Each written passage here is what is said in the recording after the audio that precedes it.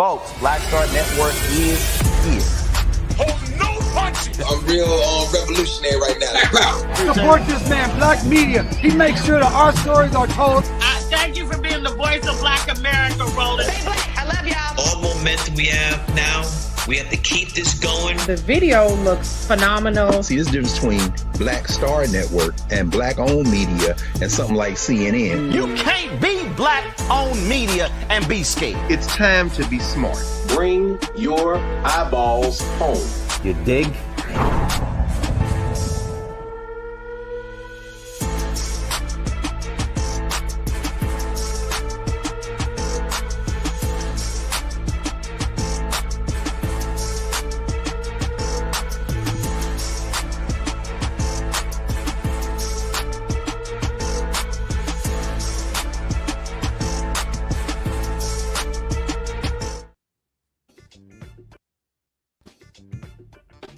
Folks, today's Wednesday, January 7th, 2026, coming up on Roland Mark Unfiltered, streaming live on the Black Star Network. A woman is shot and killed, murdered by an ICE agent in Minneapolis. Condemnations are ringing in from across the city, the state, and the country. And of course, the Department of Homeland Security and Donald Trump lying about what took place. We'll show you what happened and all of the reaction as well. Also, with today's shooting gaining national attention, a Black California family wants answers as to why an off-duty ICE officer killed him over some fireworks. We'll talk to the attorney of a Florida family. They want to know why cops killed their loved one when Donald Taylor was seen walking away from the cops who shot him in the back. Also, in tonight's Crockett Chronicles, Congresswoman Jasmine Crockett lays into Republicans who are more concerned about fraud in Minnesota as opposed to keeping health care affordable. Also, the founder of CurlMix joins us to give us an update on the status of her company. Remember, she came on here saying if they didn't sell a certain number of orders, they'll be out of business by December 31st. She'll tell us where they stand. And sad news, a former Black Star Network show host has passed away after a courageous battle with cancer. We'll tell you about the passing of wealthy you, Deborah Owens.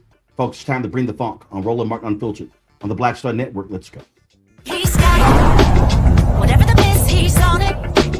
Whatever it is, he's got the scoop, the fact, the find. And when it breaks, he's right on time and it's rolling.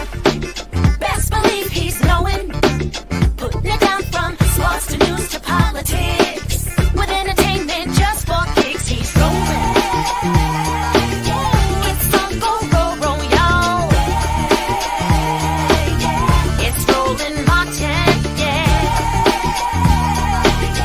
Rolling with rolling now. He's funk, he's fresh, he's real, the best, you know he's rolling Martin now.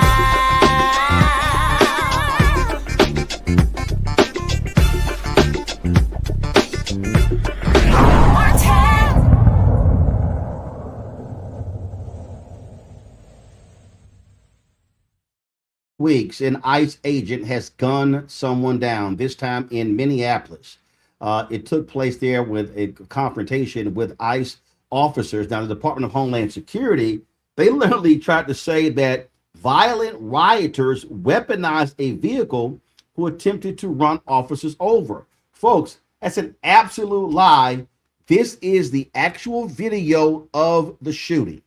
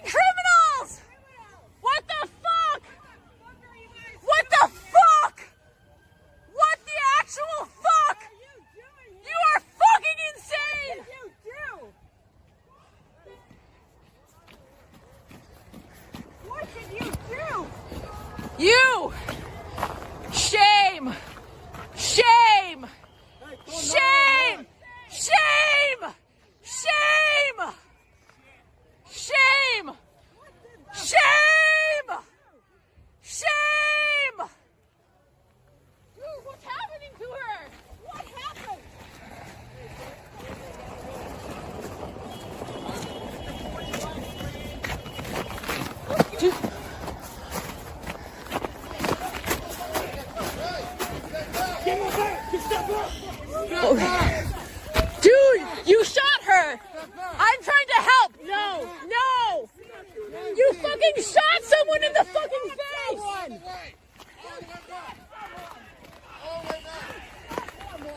You shot someone in the fucking face. Do you have a conscience? Do you have a conscience?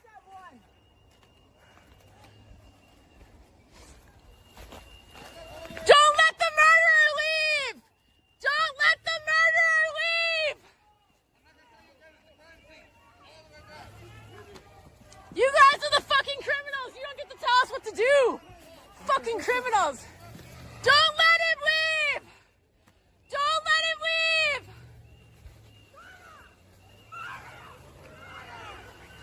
Pussy motherfuckers, man. No! Get the fuck out of our neighborhood!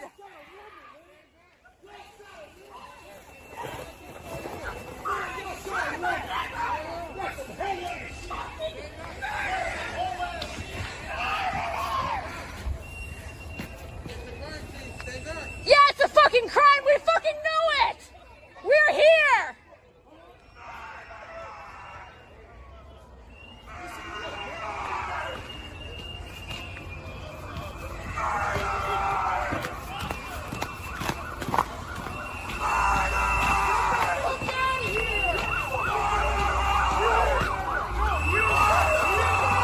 Yeah, like what the absolute fuck, man? What the absolute fuck? Do you have a conscience? Do you have a conscience? Do you have a conscience? This is the time, man. This is the time to have a conscience. This is not okay. This is not okay.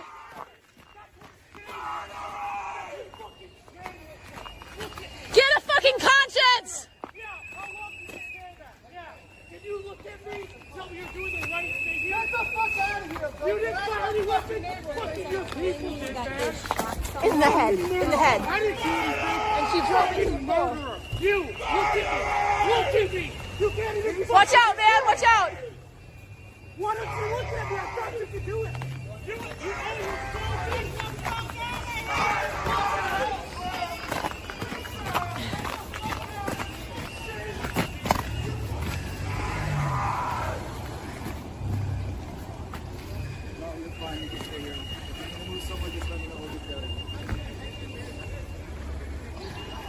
You okay, mommy?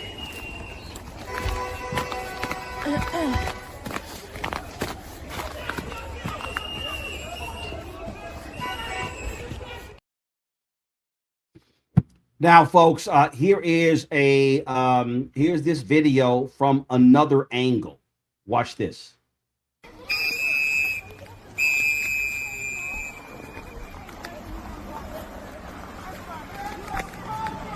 get the fuck out of our neighborhood.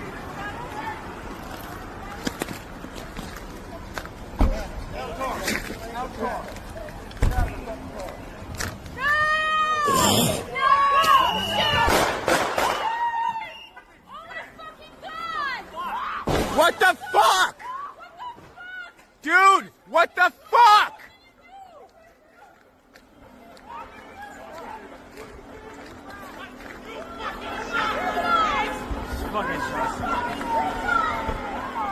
Dude, you did a murder for what?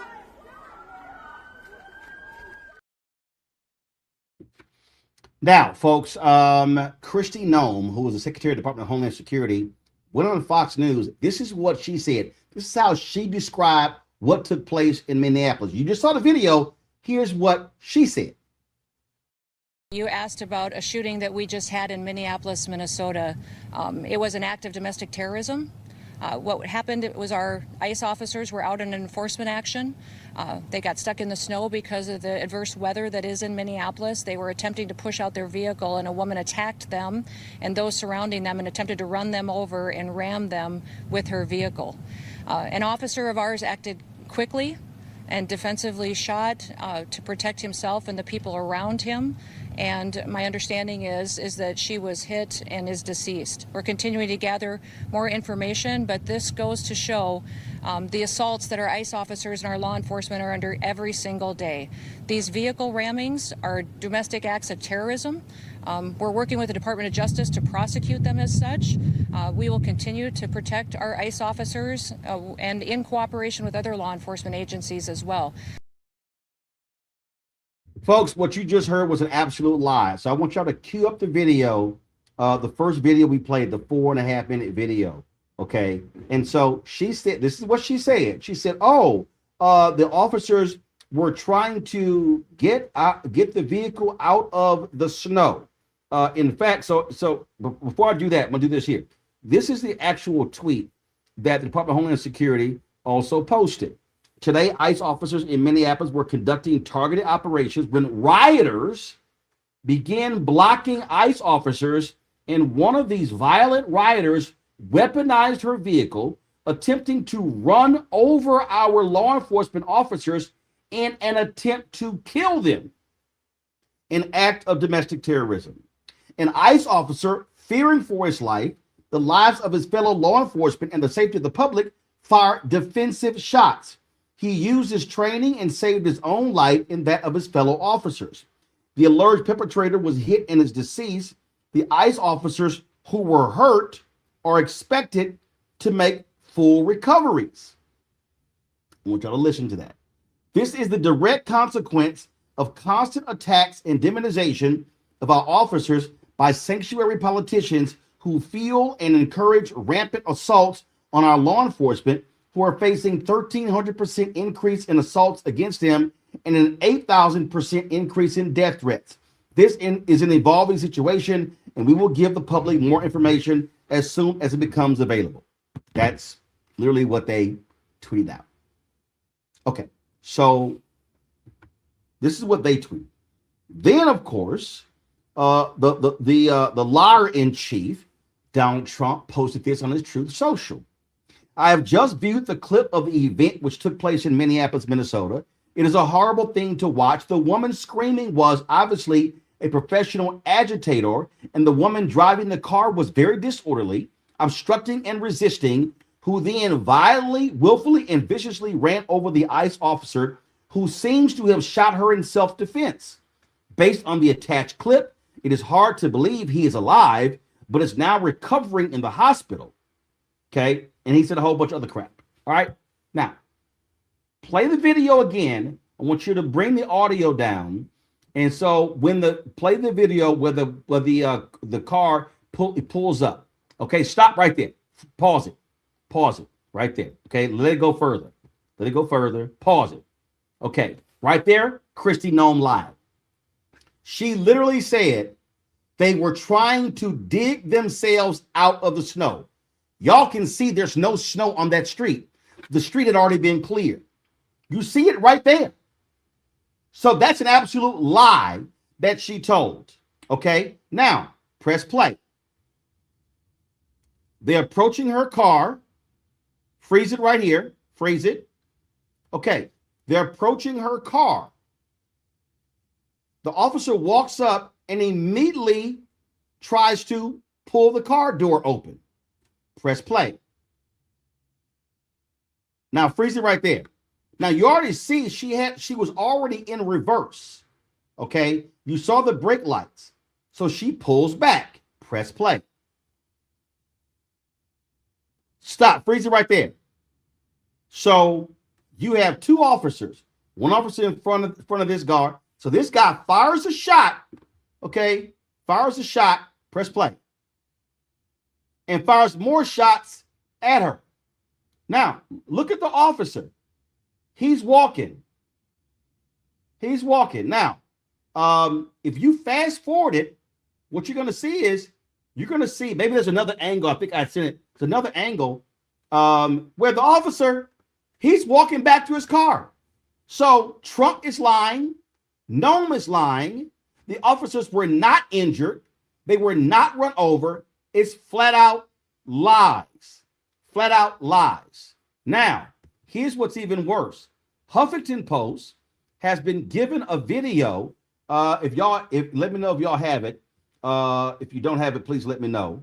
The folks at Huffington Post got a video where a doctor, A doctor came on the scene, and they refused to allow the doctor to see the woman. They refused to allow it. In fact, it took 15 minutes before police would allow, before an ambulance arrived. They would not, because the ambulance was blocked because of police cars. So the paramedics had to run on foot to treat the woman. Yeah. That actually happened. And again, goes to show you what we're dealing with here. And these folks have been lying. So immediately, conservative media and others, they jumped at it. Oh my God, they're attacking ICE. Nope, that's not what happened. We saw flat out exactly what happened and how this woman was murdered by the ICE agents. The reaction was quick. It was swift. The mayor of Minneapolis was absolutely angry. Here is Minneapolis Mayor Jacob Frey. There's a lot of information that is swirling around right now, and we collectively are going to do everything possible to get to the bottom of this, to get justice, and to make sure that there is an investigation that is conducted in full. But what we do know is that a 37-year-old woman is dead and that she was shot by ICE. We've dreaded this moment since the early stages of this ICE presence in Minneapolis. Not only is this a concern that we've had internally, we've been talking about it. They are not here to cause safety in this city. What they are doing is not to provide safety in America. What they are doing is causing chaos and distrust. They're ripping families apart. They're sowing chaos on our streets. And in this case, quite literally killing people. So they are already trying to spin this as an action of self-defense. Having seen the video of myself, I want to tell everybody directly, that is bullshit. This was an agent recklessly using power that resulted in somebody dying, getting killed. As soon as it happened and we learned of the incident, we had several priorities.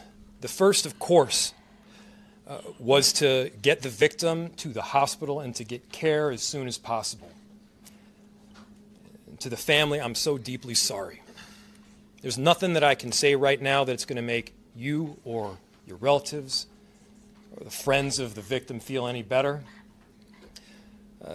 There were, I believe, 2 Minneapolis police officers that responded and were in the ambulance on the way to the hospital.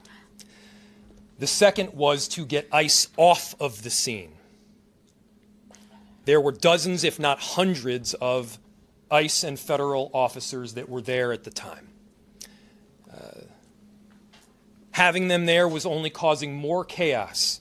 Having them there was only making a difficult situation even more problematic, and one that, yes, they created themselves. There's little I can say, again, that'll make this situation better, but I do have a message for our community, for our city, and I have a message for ICE. To ICE, get the fuck out of Minneapolis. We do not want you here. Your stated reason for being in this city is to create some kind of safety, and you are doing exactly the opposite. People are being hurt. Families are being ripped apart. Long-term Minneapolis residents that have contributed so greatly to our city, to our culture, to our economy are being terrorized, and now somebody is dead. That's on you. And it's also on you to leave. It's on you to make sure that further damage, further loss of life and injury is not done. We're going to be working towards justice as quickly as we possibly can right now, and justice is what we've all got to get. Next, a message to our community. Look, we all know that the agenda of this Trump administration is to create chaos. Let us respond right now with our best versions of self. This is a moment where all of us in Minneapolis and beyond, we can rise to the occasion. We can show them who we are. We can show them the kind of courage, bravery, love, and compassion that makes Minneapolis, Minneapolis, and that makes America, America. We are better than a bunch of ICE agents being deployed to cities around the country and ripping apart families and communities. We're better than that. And so we are going to meet that hate with love. We are going to meet that despair with hope. We are going to meet that injustice with constitutional justice ourselves. And we're going to make sure that in this very difficult moment, we do not take the bait that these ICE agents are trying to create and that the federal government, to be clear, wants.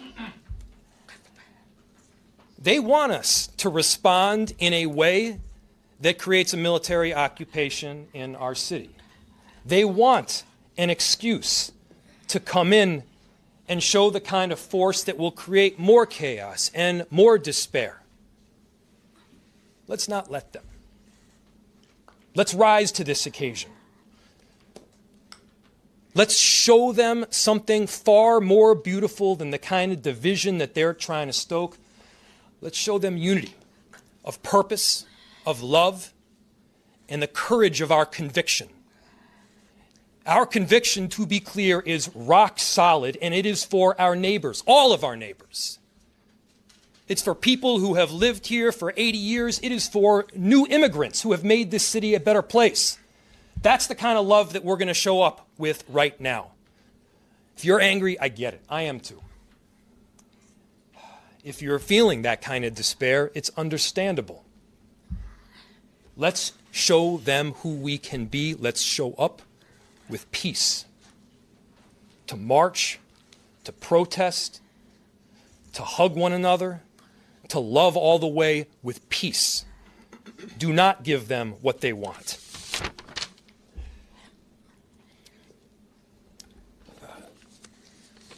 Finally,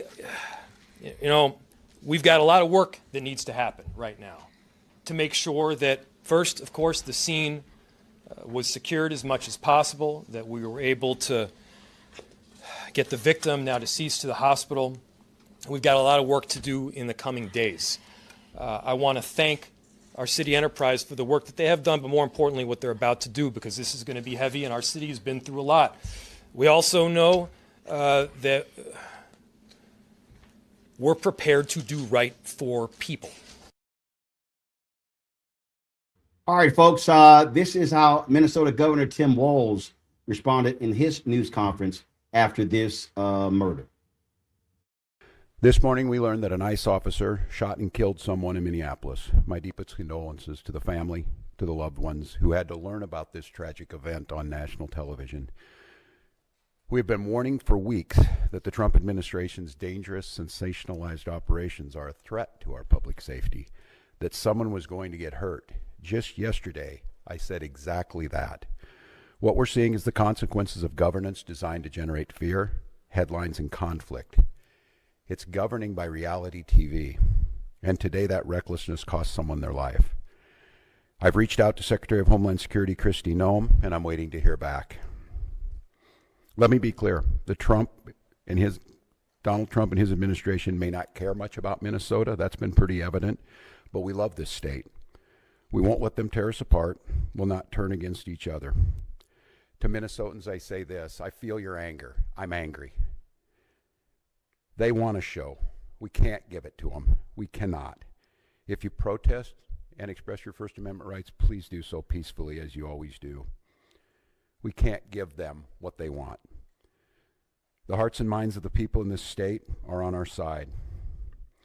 To Americans, I ask you this: please stand with Minneapolis.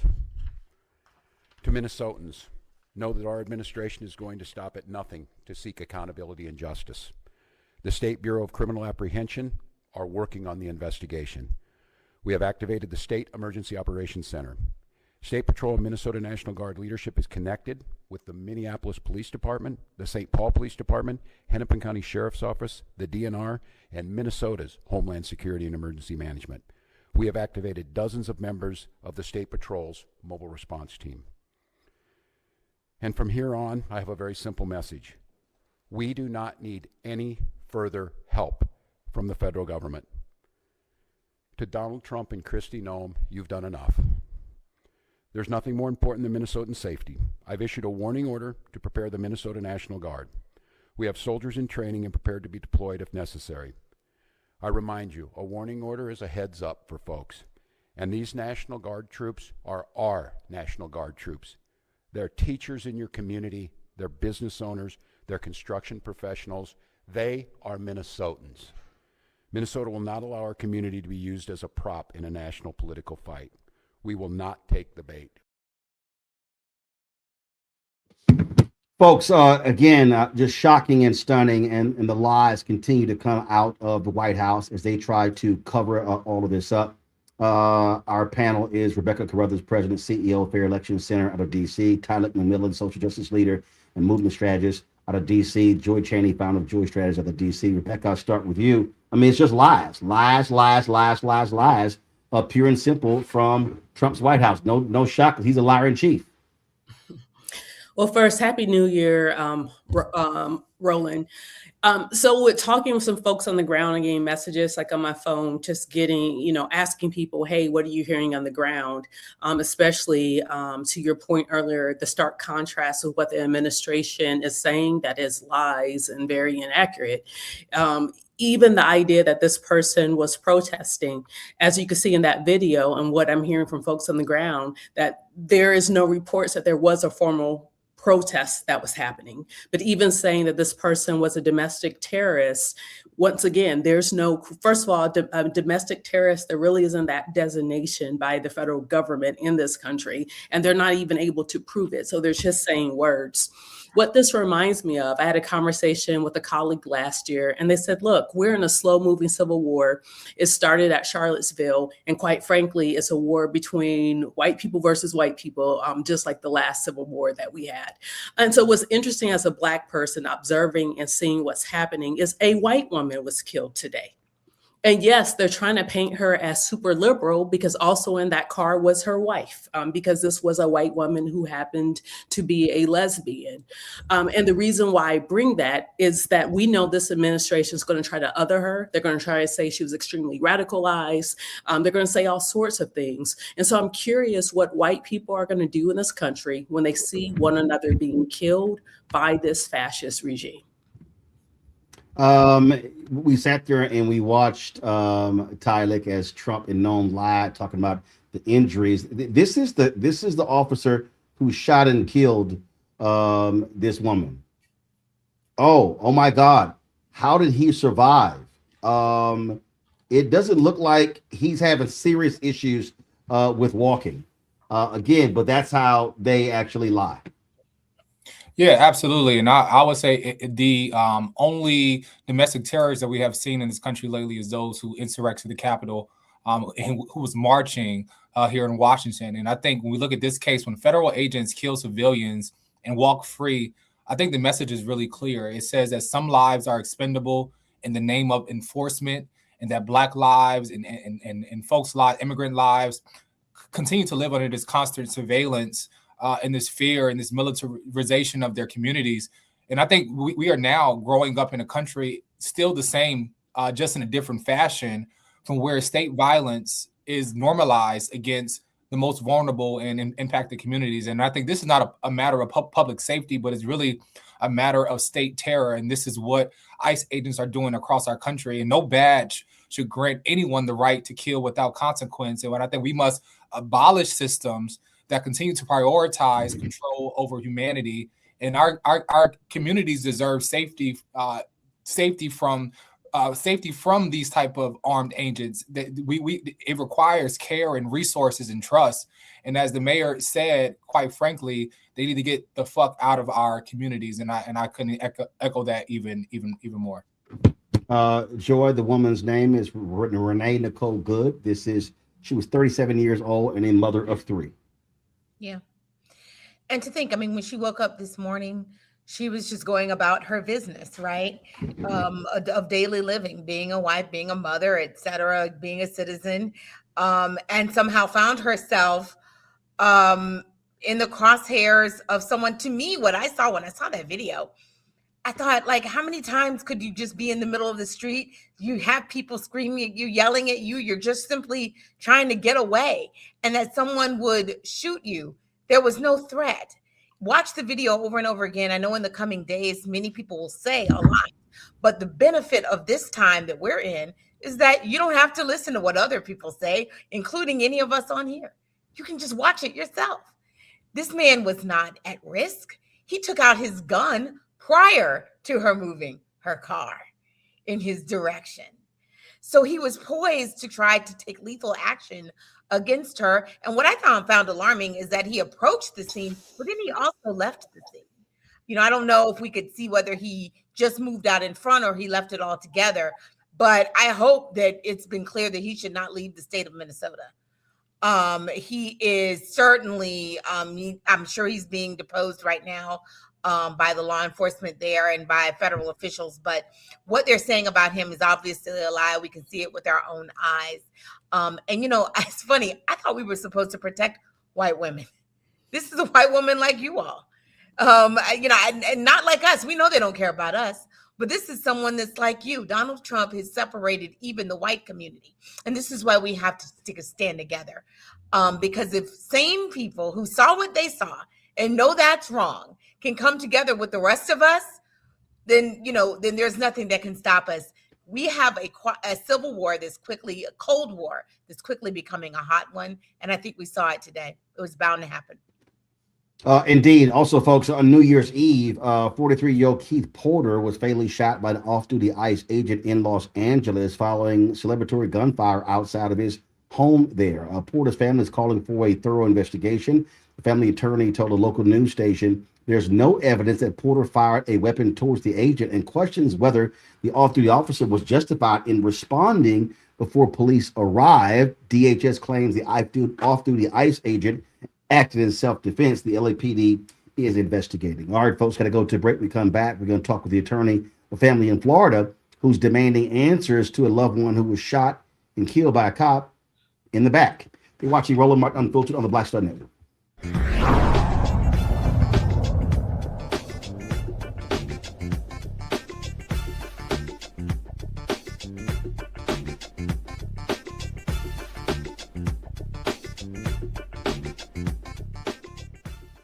They said the quiet part out loud.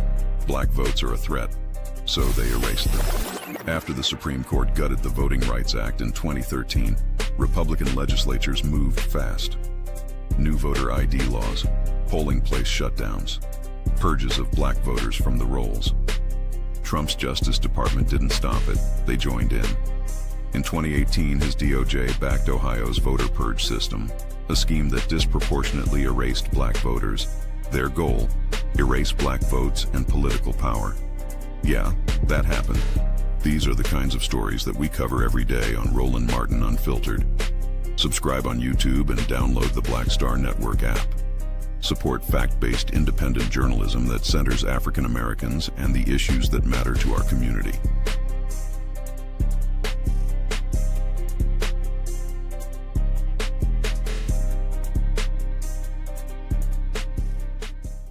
If in this country right now, you have people get up in the morning and the only thing they can think about is how many people they can hurt, and they got the power, that's the time for mourning. For better or worse, what makes America special, it's that legal system that's supposed to protect minorities from the tyranny of the majority. We are at a point of a moral emergency. We must raise a voice of outrage. We must raise a voice of compassion. And we must raise a voice of unity.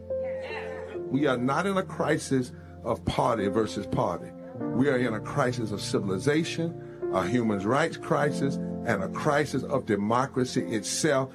And guess what? You've been chosen to make sure that those that would destroy, those that would hate, don't have the final say, and they don't ultimately win.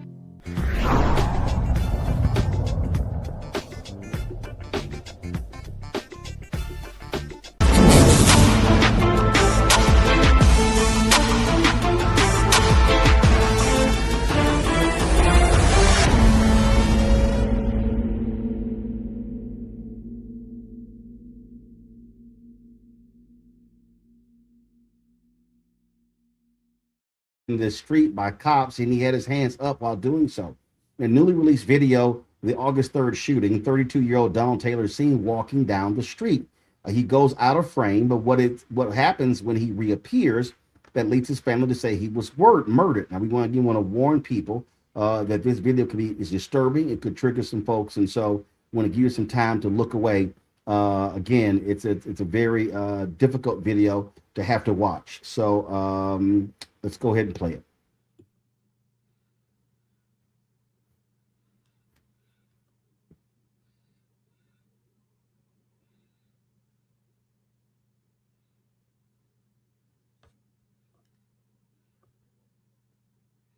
All right, folks, do we have the video?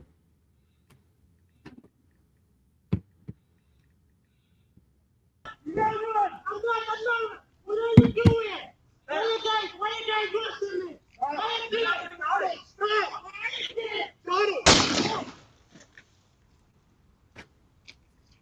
Don't move! Do not move! Do not reach! Do not reach! Do not reach! I'm leaving.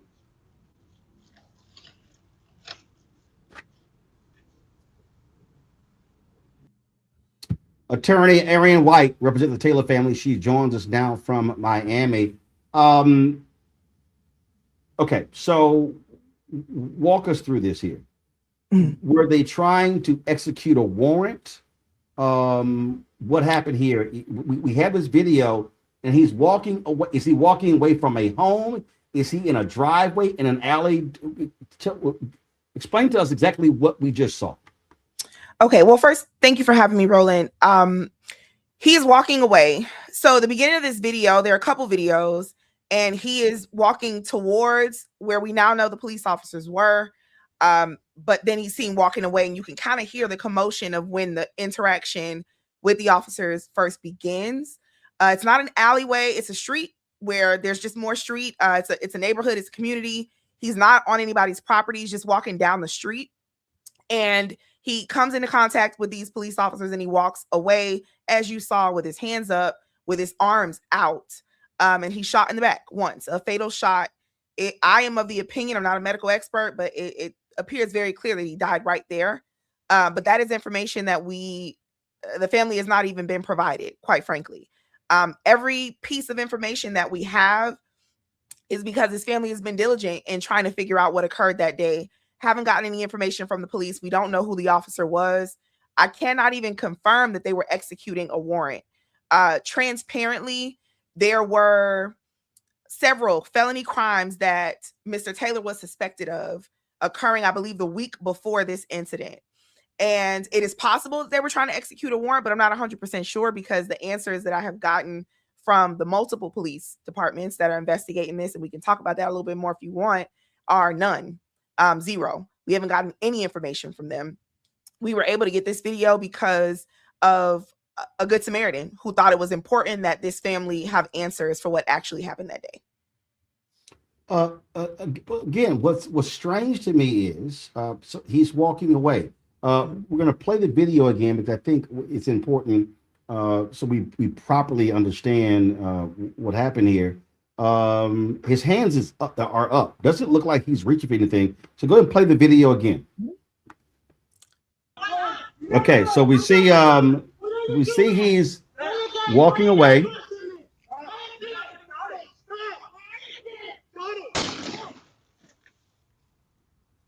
So here's what. So and watching that video there, and watching that video, come back.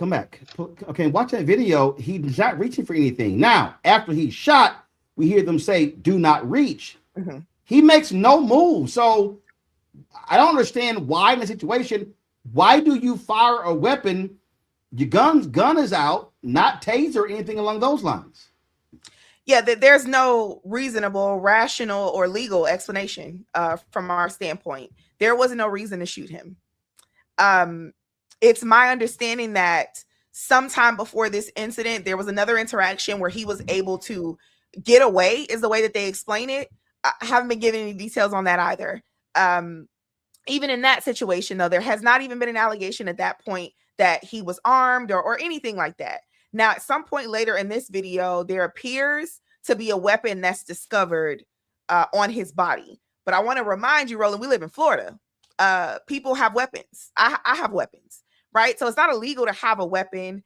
I'm going to be a lot more fair to them than they were to Mr. Taylor and say that assuming that they believed, all the allegations that have been put forth against him, that they approached him as though he was armed and dangerous, right? But in this country, at least, as far as I know, it does not matter if you're charged with a misdemeanor, a trespass, a felony drug possession, or murder.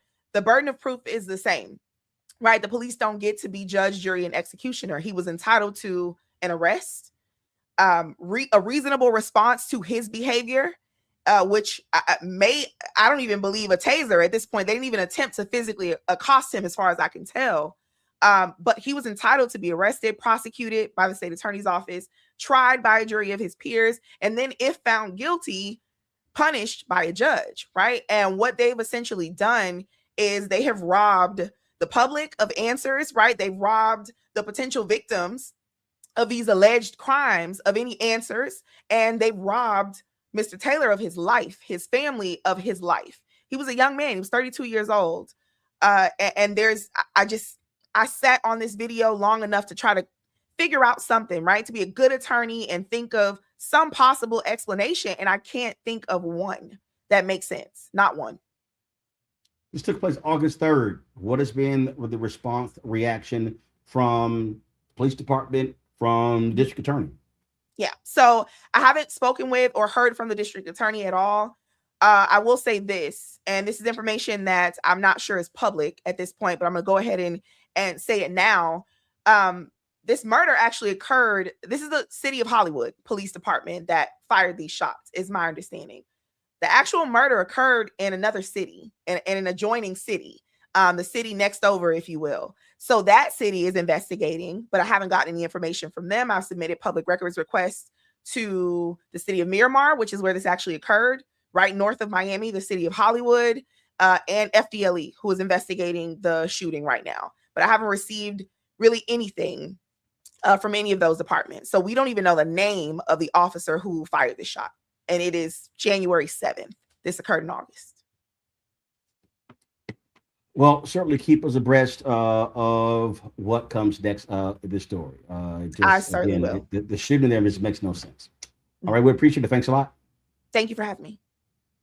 Folks, headed to a break. We come back. Congresswoman Jasmine Crockett tears into Republicans regarding their lackadaisical attitude when it comes to health care for Americans. We'll talk about that next right here on Roland Martin Unfiltered on the Black Star Network. Don't forget to support the work that we do. Join our Bring the Funk fan club. Your dollars make it possible to do the work that we do. And so if you want to join, be a member of our fan club, we've had nearly 37,000 people who have donated since we launched the show September 4th, 2018. And so the goal is to get 20,000 annual donors, averaging about $50 each a year. We're raising $1 million to help us fund what we do here.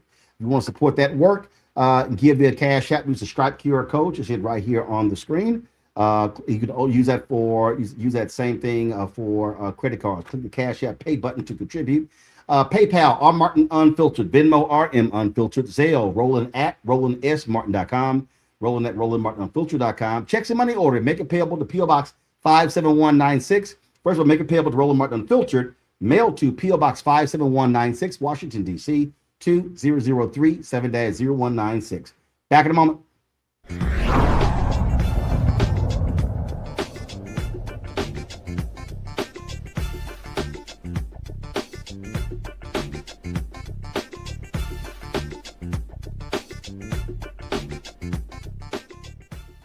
They said the quiet part out loud. Black votes are a threat. so they erased them. After the Supreme Court gutted the Voting Rights Act in 2013, Republican legislatures moved fast. New voter ID laws, polling place shutdowns, purges of black voters from the rolls. Trump's Justice Department didn't stop it, they joined in. In 2018, his DOJ backed Ohio's voter purge system, a scheme that disproportionately erased black voters. Their goal, erase black votes and political power. Yeah, that happened. These are the kinds of stories that we cover every day on Roland Martin Unfiltered. Subscribe on YouTube and download the Black Star Network app. Support fact-based independent journalism that centers African Americans and the issues that matter to our community.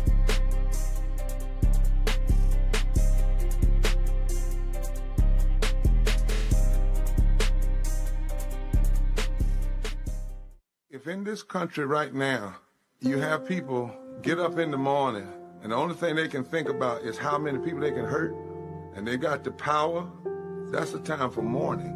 For better or worse, what makes America special, it's that legal system that's supposed to protect minorities from the tyranny of the majority.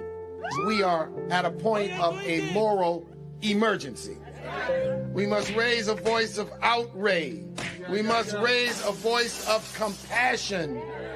And we must raise a voice of unity. We are not in a crisis of party versus party. We are in a crisis of civilization, a human rights crisis, and a crisis of democracy itself.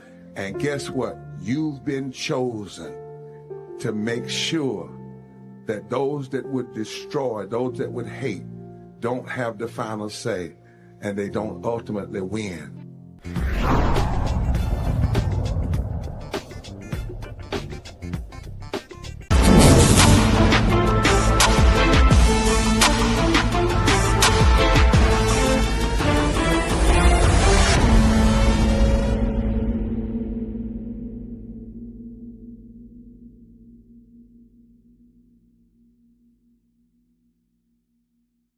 Fraud in Minnesota. Well, Congresswoman Jasmine Crockett had some other thoughts about that.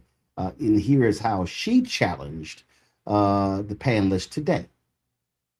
I just have one quick question. I have not been here the entire hearing, but I don't think this question has been posed for each of you, and we can start at the far end. Do you believe that all Somalis are engaged in fraud? I do not, and I'd like to... Okay, just yes or no. Next. Of course not. Oh, absolutely not. We have good Somali people in our state. Okay. Absolutely not. Okay, thank you so much. I just want to make sure I level set, because it seems like we want to continue to, especially as we just heard those particular articles entered into the record, we want to continue to just make it seem as if you are Somali, then somehow you are a fraudster. And this administration has decided that it wants a target on their backs. And so when my colleague, Ms. Randall, decided that she wanted to talk about the threats that are being made towards various Somali people, the reason she brought it up is because this particular side of the aisle has a tendency of, if one person does something bad, especially if they are an immigrant, then we are going to cast aside that entire community. So I wanted to level set, and I appreciate your honesty, because that's something that we very rarely get from my colleagues on the other side of the aisle. In fact, if we want to talk about fraud, I got a lot of fraud that we're going to talk about, because we're going to get into this, but I am very curious to hear, let me ask you, Mr. Ballou, are you aware of allegations that $50,000 in taxpayer dollars have been given to someone that is currently sitting in this administration by the name of Tom Homan? Are you aware? Okay, that's a yes. I am. Okay. And last I checked, and correct me if I'm wrong if you have different information, but he was given that $50,000 in exchange for being able to provide contracts and kickbacks to people as soon as Trump was going to get into office. The DOJ was actually investigating this, but as soon as Trump got into office, last I checked, he actually said, go ahead and throw away that case. So it was a Department of Justice investigation, and he accepted the money from an undercover FBI agent in cash. Are you aware as to whether or not we ever got that $50,000 back? I'm not. Oh, okay. Are you aware as to whether or not this committee has decided to investigate that? I'm not. Are you aware as to whether or not any committee in Congress has decided to investigate the fact that we know that he took $50,000 from an undercover officer, and yet we still don't have that money, nor does he have any charges? I'm not. Oh, okay. All right. So let's get into it. We're living through the most corrupt presidential administration in American history, a $300 million ballroom, a $230 million payout from the Department of Justice because the president got his feelings hurt because he had to be investigated for being a criminal. Hundreds of thousands of taxpayer dollars spent at Trump-owned properties around the country, Trump-branded wine being sold at the Coast Guard exchanges, American taxpayer dollars being spent on DHS propaganda ads on Truth Social, awarding federal contracts to corporations in exchange for campaign contributions. Kash Patel flew his girlfriend around the country on a multi-million-dollar jet that taxpayers paid for. Kristi Noem gave companies she's affiliated with hundreds of millions of tax dollars, then went out and spent another $200 million on 2 private jets for her travel. For 12 months, this administration has been taking billions of taxpayer dollars from American people and have been giving it away to their own companies in the form of tax cuts, government contracts, or other government funded subsidies. So Congress has a role in getting rid of fraud, I will admit that, in any federally funded government program. However, I think the fraud that the American people are concerned about is that the Republicans are taking away Americans' health care so that ultra billionaires can get more tax cuts. The real fraud is the dehumanization and demonization of the working class Americans and immigrants to distract folks away from corporate socialism that's happening because of the Republicans. So this is truly the definition of throwing away the baby with the bathwater. The Republican philosophy is that if the cost of living for the average American increases, they're on their own. But if the cost of doing business increases for the wealthiest people on earth, well, then it's the government job to bail them out. But I want to get to my last question because, Mr. Ballou, I got to give you a chance. He's been issuing pardons for numerous people who have defrauded the American people. And Republicans on this committee, yeah, just as quiet as the room just got, right? So, Mr. Ballou, talk to me about how the Trump administration has welcomed fraud across government by purging DOJ attorneys and shuttering ethics office across the federal government. Well, you know, one of the things that's been a common theme in this discussion so far is potential government employee involvement in some of these schemes. That hasn't been proven yet, but it does seem to be alleged. The concern that I have is the office that would prosecute that in the Department of Justice, the Public Integrity Section, has been largely defunded and decimated. Thank you so much. And my time has expired, but I do have some UCs, Mr. Chairman. You want to do them now? I do. Okay. The first one is from Truth Out. Trump grants clemency to executive who led $205 million Medicare fraud scheme. Without objection, it's ordered. The next one is Trump commutes sentence of Dr. Solomon Melgen, eye doctor, found guilty of Medicare fraud. Without objection, it's ordered. The next one, healthcare fraudster Philip Esfermaze is latest Trump clemency recipient to be arrested. He defrauded more than $1 billion from Medicare. Without objection, it's ordered. Trump pardons nursing home owner and supporter convicted of $7 million in tax evasion. Without objection, it's ordered. Trump and pardons, we'll want all that stuff to put in the record. So, I will. I got you. Trump pardons cost victims and taxpayers $1.3 billion, House Judiciary Committee Democrats review says. All right, without objection, so ordered. Wow, that's a whole lot of fraud there, Tyler. And Republicans, as she said, are very silent. Yeah, definitely. And I think if leaders are serious about stopping fraud, as just stated here, they would, first start off with the corporate abuse and political corruption that we already see. And even though we talk about cutting lines to poor and working class people, being at the brunt of this fraud. And even we talking about healthcare, I think healthcare is a big thing where affordable healthcare is under attack. And the fact that engineering these costs that continue to hike costs for families where they have to choose between prescriptions and rent and groceries. And yet the supporters and corporate billionaires are getting ways out. And so I think, it's definitely, and I'm glad that Representative Crockett definitely pointed that out. Absolutely, and we see what is happening on Capitol Hill. I'm looking to pull the story up. Joy, Democrats had advanced a discharge petition extending the subsidies, the Affordable Care Act subsidies. Now, Republicans did not want that to go forward, but the problem is they really can't do much about that. And guess what? Four Republicans signed the discharge petition, but 9 Republicans voted for it. It passed 221-205. And what this calls for, guess what? To extend the subsidies for 3 years. And were wiped out in that big ugly bill they passed. And here's what I think interesting. Remember, Joy, all the different people, all the different pundits and media folks and strategists who were saying that Democrats were wrong to shut the government, to first of all, not lift the finger to help the Republicans open the government. They were blaming Democrats for shutting the government when actually it wasn't Democrats, it was actually Republicans. And they said, well, Democrats are wrong. Oh, look, you lost the battle. Subsidies are gonna go away. You lost. Well, they're literally moving forward. These 9 Republicans realize they're in trouble. These 9 Republicans realize that their constituents are going to have health care premiums skyrocket. And so the vote took place today.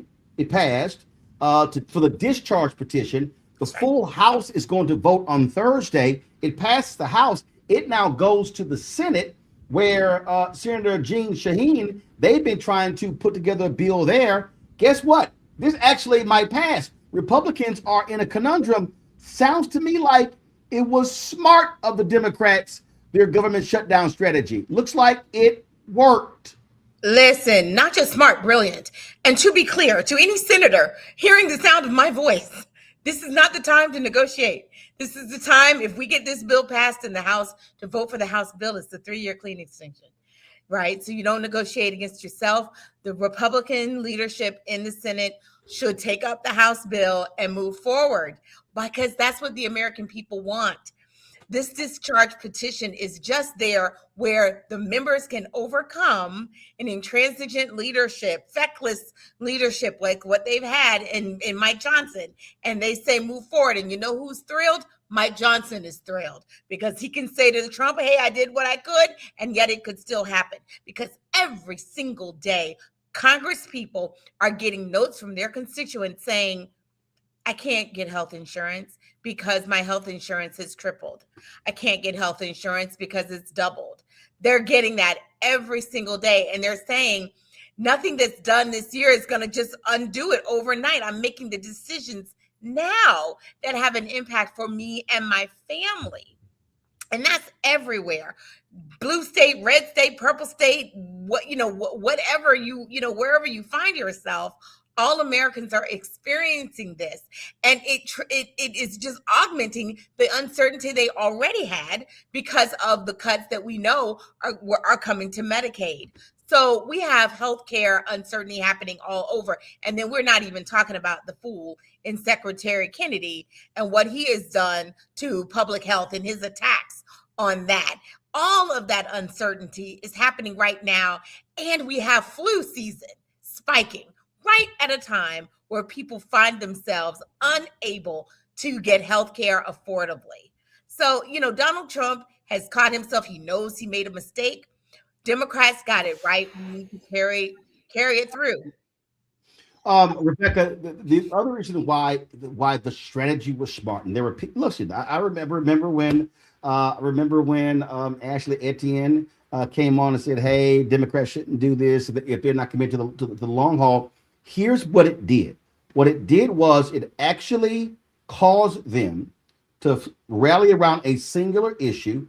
The time was used to build momentum and to teach the public about what was going on. Those town halls Republicans were having, they were getting crucified in those town halls. And so here we are now at the end result of that. And that is the pressure was brought to bear.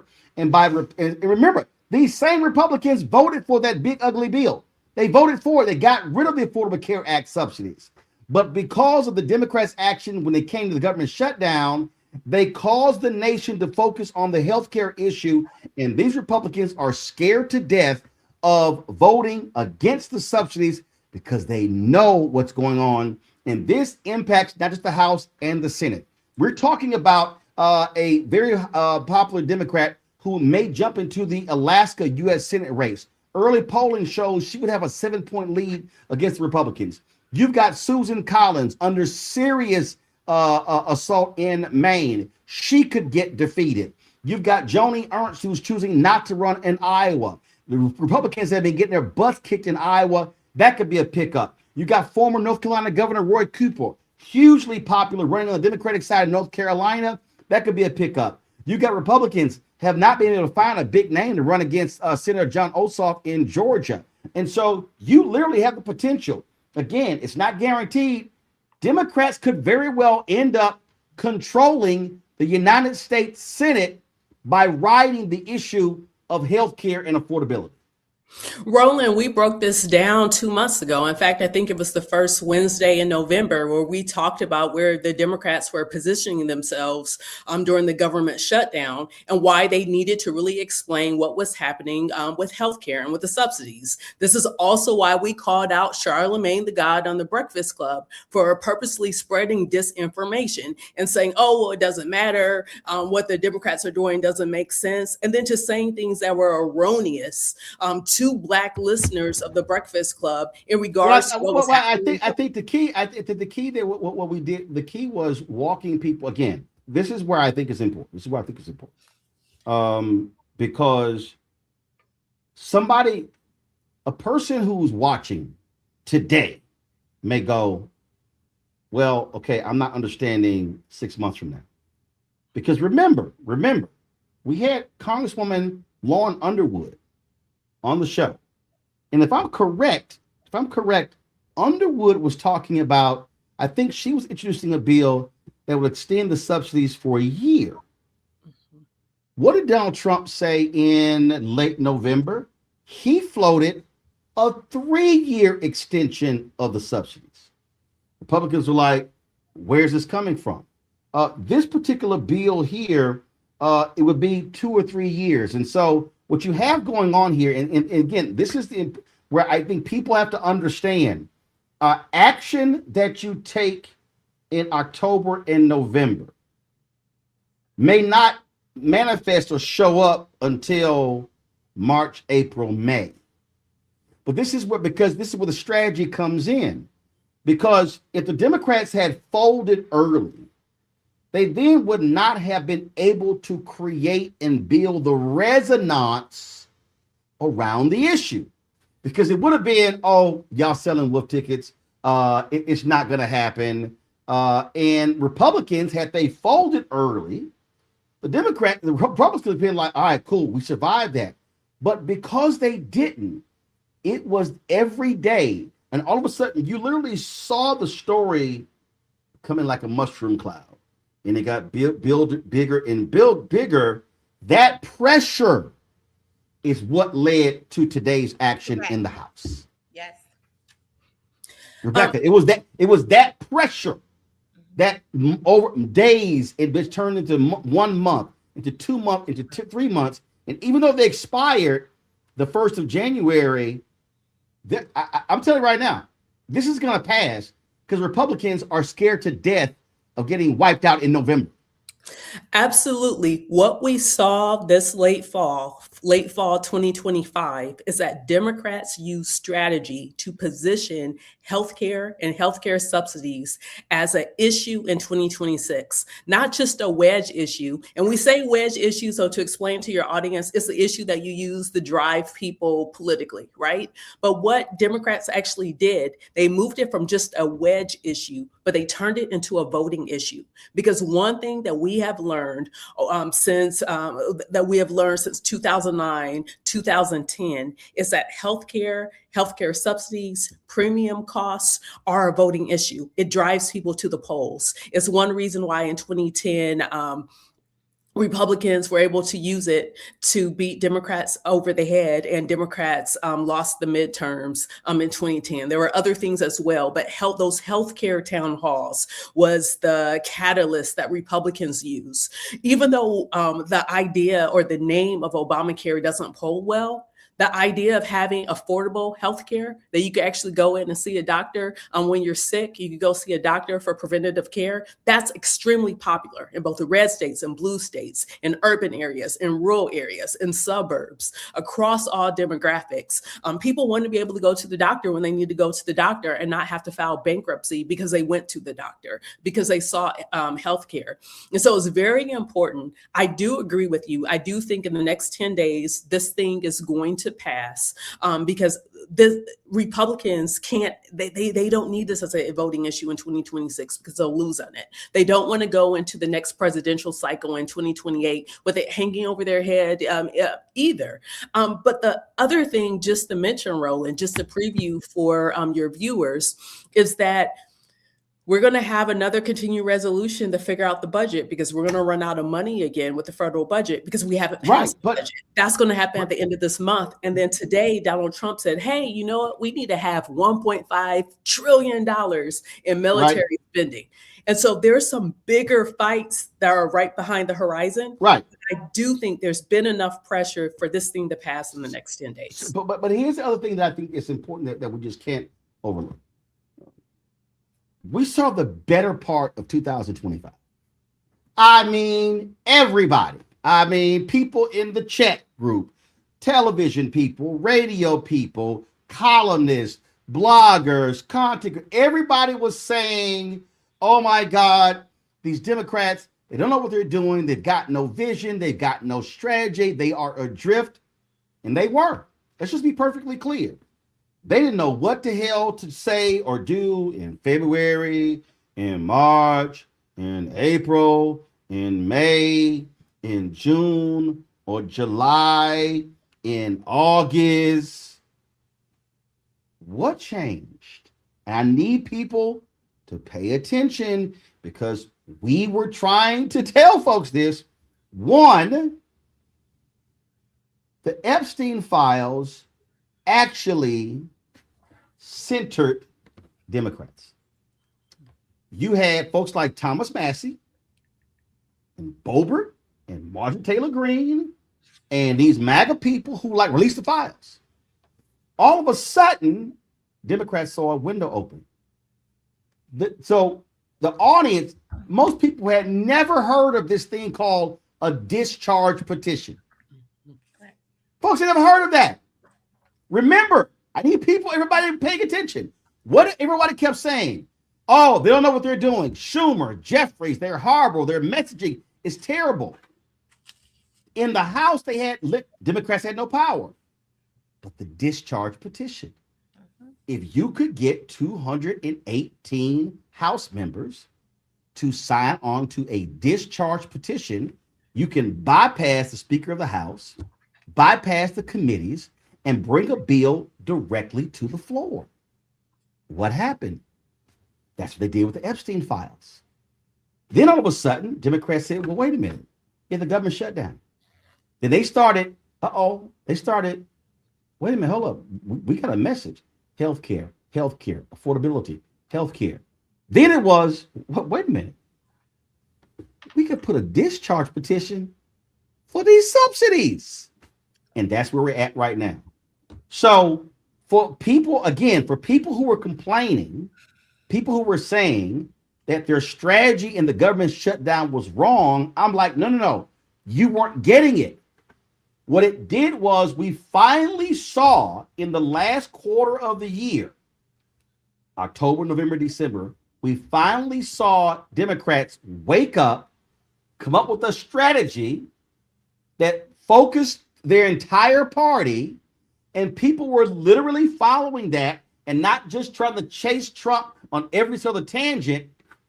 And now, what do you now have here? Oh, this is the Wall Street. Let me pull it up right here. If you don't think this stuff is important, y'all, how it all plays out, look at this right here. Boom. Trump moves to ban large investors from buying single-family homes. It's unclear whether congressional approval will be needed to institute the ban.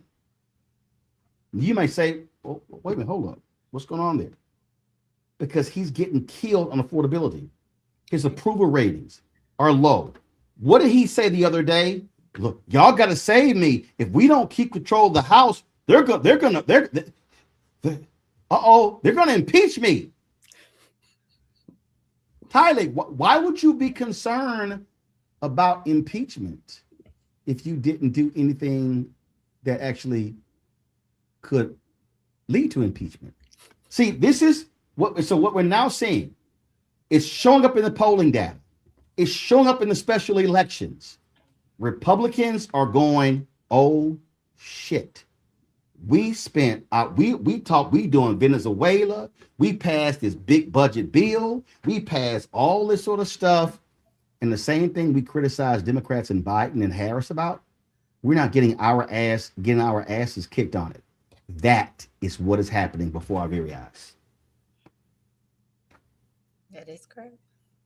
And I think framing the shutdown, around healthcare and affordability, because I think, in the abstract budgets, when we think about the budget's sake, is like whether people are living or dying. And I think that in that moral contrast of like protecting people over politics, and I think moving that and understanding the framework of how the Republicans, kind of moved the Epstein stuff, kind of using that same framework to really focus in on healthcare that many Americans care about, because I mean, it's really about life or death, and folks really have to make decisions now about keeping a roof over their head or going to buy prescriptions. And so I think it's a smart contrast to make. Enjoy for the Joy 1 second. And for the people who were saying, oh, Trump had this economic plan and Kamala Harris didn't. Well, here's the deal. This is Trump's tweet right here. I am immediately taking steps to ban large institutional investors from buying more single-family homes, and I'll be calling on Congress to codify it. That was him in a tweet today on Trump social, whatever the hell that thing is.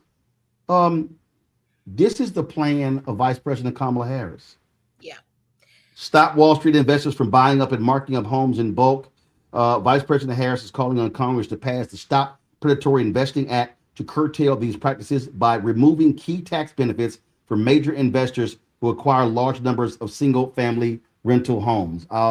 That's what she was laying out. She saw this.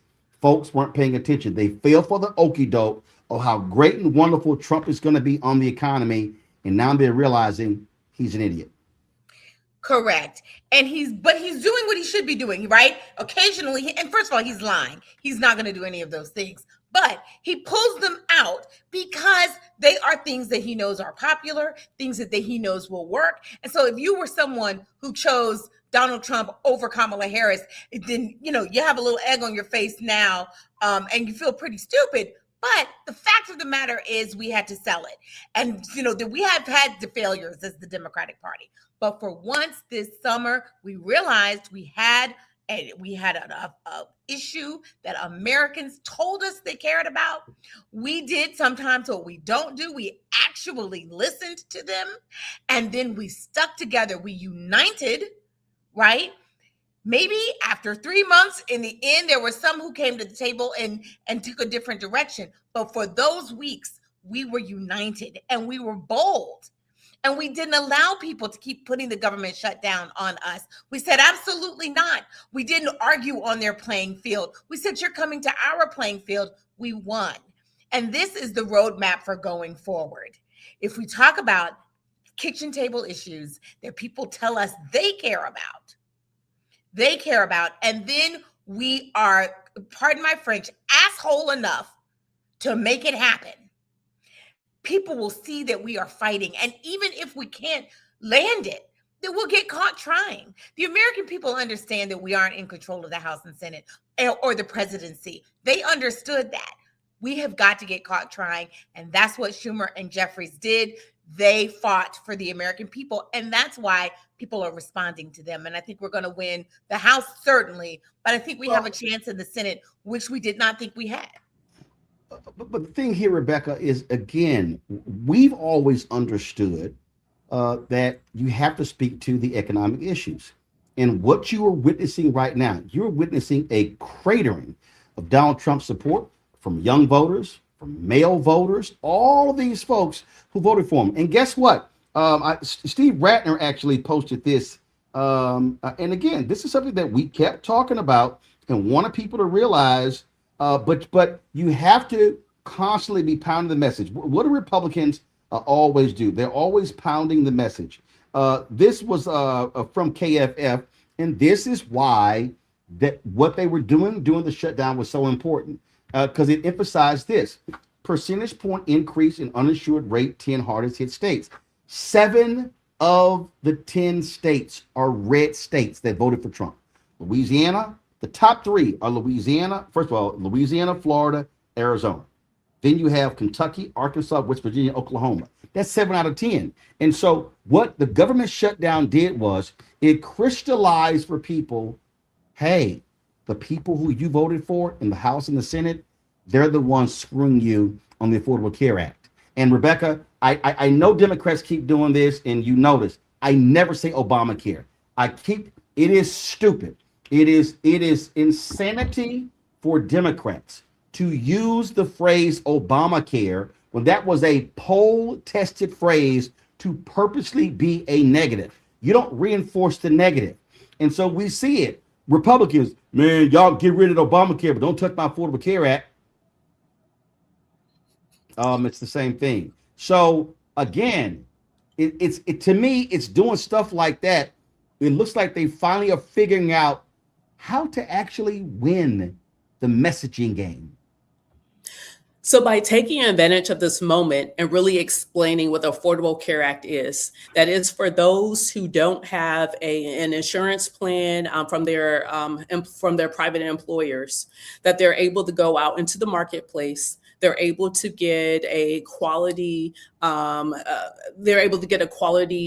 insurance plan, and then there's subsidies that helps make sure that they can pay for it and that they're not priced out of the market, right? So people now are kind of understand, okay, that's what this thing is. Now, when I worked for Congressman Dingell, one thing that I remember as the Affordable Care Act was going through committees and it was being written and it was being revised is that there was an understanding on the Hill that this was part 1, that there had to be a part 2. Part 1 was, hey, let's make sure, like right now we have a private insurance system. Let's make sure that people aren't kicked off because of pre-existing conditions. They're able to have access to a quality healthcare plan. And that's not a junk plan. That's basically worthless. And you have extremely high out-of-pocket costs and a lot of things aren't covered, right? The second part was, okay, now that we have insurance that's affordable for people, now we have to figure out how to drive the underlying cost of healthcare, the delivery model, the delivery systems for healthcare. There has to be a part 2 to reduce the cost, because does it make sense that year over year that healthcare costs are going up in this country? No, it doesn't make sense. Healthcare actually doesn't have to be as expensive as it is in this country, but it's going to take an act of Congress to actually solve that. So what I'm hoping that the Democrats do here is continue this education and this public debate. So then the next time that Democrats have the House and the Senate and perhaps even the presidency, they're able to do the part 2 to actually drive the cost of healthcare down. Because one thing that we know, and to your point about messaging, we understand through all of the messaging as over the last 10 years that people have a vested interest in driving healthcare costs down. So first, we had to make sure people had access. So making sure that they have a quality healthcare plan that they could pay for. And then the next step is actually reduce the cost of healthcare. And so I want to make this last point before I go to break here. And again, this was another Ratner tweet that I thought was interesting. Florida, Texas, Mississippi, South Carolina, and Georgia, all red states, stand to suffer the most, he calls it, from the Obamacare subsidy expiration because they haven't expanded Medicaid, leaving many low-income households uninsured. Y'all, this is the thing right here. And this is why you have to connect the dots. And y'all hear me say this all the time. You connect the dots, you connect the dots, you connect the dots. And that is, and this is Bishop William Barber, poor people, the working class. Guess what?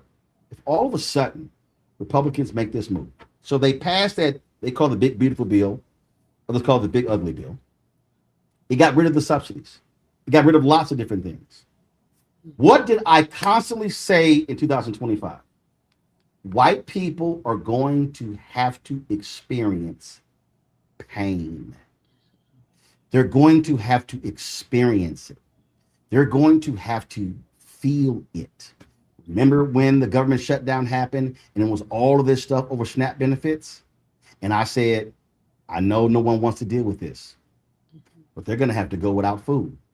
And people was rolling. Look, the people who, I mean, these government workers, first of all, the law states that when there's a government shutdown, that the government workers are repaid the money when they were out. So here's the thing for everybody who kept saying that, well, it wasn't smart. The reality is Democrats knew that the government workers were going to get the back pay. Okay. So you had to make a calculated decision. And when you did, and you had limited power, that's what you had to do. But what this did was this woke people up, because low income people, middle income people, upper income people, all of a sudden, when those letters drop, hey, this is what your premium is going to be in 2026. The subsidies go away. Oh shit! What? All of a sudden, my premium is going to go from $2,400 to $25,000. Yep. And why? Because they got rid of them. They got rid of them. And so this is what we kept saying to people. And so it was important for people to understand strategy, to understand the education process. And unfortunately in America, unfortunately in this country, we have folk, it used to be a billboard phrase, now it's the size of a tweet or a TikTok video. It takes time to have to explain these things. And what you're now seeing, and again, it's no guarantee it's going to happen, but y'all, this actually happened today. This is the vote. There was a vote to discharge this vote. This is it. It was 221 for, 205 against. 9 Republicans crossed the aisle. Thursday, this, what does this do? This actually extends the subsidy. This particular proposal that they're voting on will extend the subsidies for 3 years. I need everybody to hear what I was. Remember during the government shutdown, Democrats were talking about a 6-month extension. If I'm correct, Representative Lauren Underwood, when she came on our show, she was saying her bill would have a 1-year extension. It was Trump who threw out, man, we may want to extend this for 3 years. You know why? Because if they did 6 months, what did Rebecca say earlier? It's another continuing resolution. You're going to be back at the same fight. The Republicans do not want another health care battle in 2026 before the election. That's why all of those most major things in the so-called big beautiful bill, the big ugly bill, they went into effect after the election in November, because they did not want people to have to talk about the pain. So we are on the verge, folks, Thursday, of Republicans and Democrats in the House passing a bill that would extend the Affordable Care Act subsidies for 3 years. It passes the House. It now goes to the Senate, where they now have to negotiate. It's going to be 1 year, 2 year, 3 years. And now the pressure shifts to Republican senators. And guess what that means? Well, Tom Tillis is not running in North Carolina. But that means if you are Susan Collins, how are you going to vote? Lisa Murkowski in Alaska, how are you going to vote? Oh, if you are running in other states, Florida, we can go on and on. Joni Ernst in Iowa, how are you going to vote? The bottom line is this brilliant move of the discharge petition, getting 9 Republicans in the House, could very well cause the bill to pass in the Senate, and then you see the extensions. And so smart play, but that's how you have to understand how the dots are connected, and you play a short game versus a long game. We'll see what happens. Going to go to a break. We come back. Black Star Network headlines with Brittany Noble and more on Roland Martin Unfiltered. Back in a moment.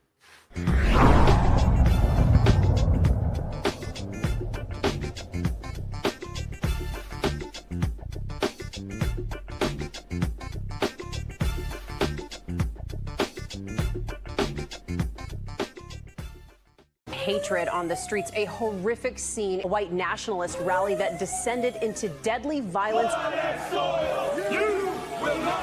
White people are losing their damn minds. As an angry pro-Trump mob storms the U.S. Capitol, we're about to see the rise of what I call white minority resistance. We have seen white folks in this country who simply cannot tolerate black folks voting. I think what we're seeing is the inevitable result of violent denial. This is part of American history. Every time that people of color have made progress, whether real or symbolic, there has been what Carol Anderson at Emory University calls white rage as a backlash. This is the rise of the Proud Boys and the Boogaloo Boys. America, there's going to be more of this. Here's all the Proud Boys, guys. This country is getting increasingly racist in its behaviors and its attitudes because of the fear of white people. The fear that they're taking our jobs, they're taking our resources, they're taking our women. This is white fear.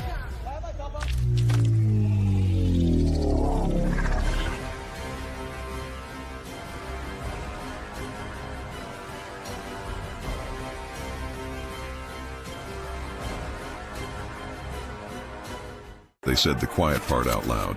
Black votes are a threat, so they erased them. After the Supreme Court gutted the Voting Rights Act in 2013, Republican legislatures moved fast. New voter ID laws, polling place shutdowns, purges of black voters from the rolls. Trump's Justice Department didn't stop it, they joined in.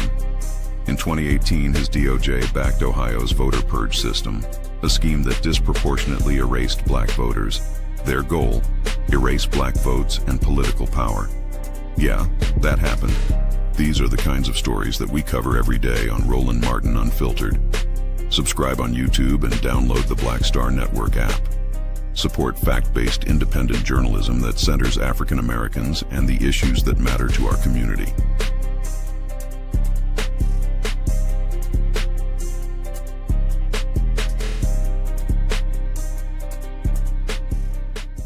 Melanie Campbell, National Coalition on Black Civic Participation and Black Women's Roundtable. And we are watching Roland Martin Unfiltered all day, every day, 24/7. Spread the word.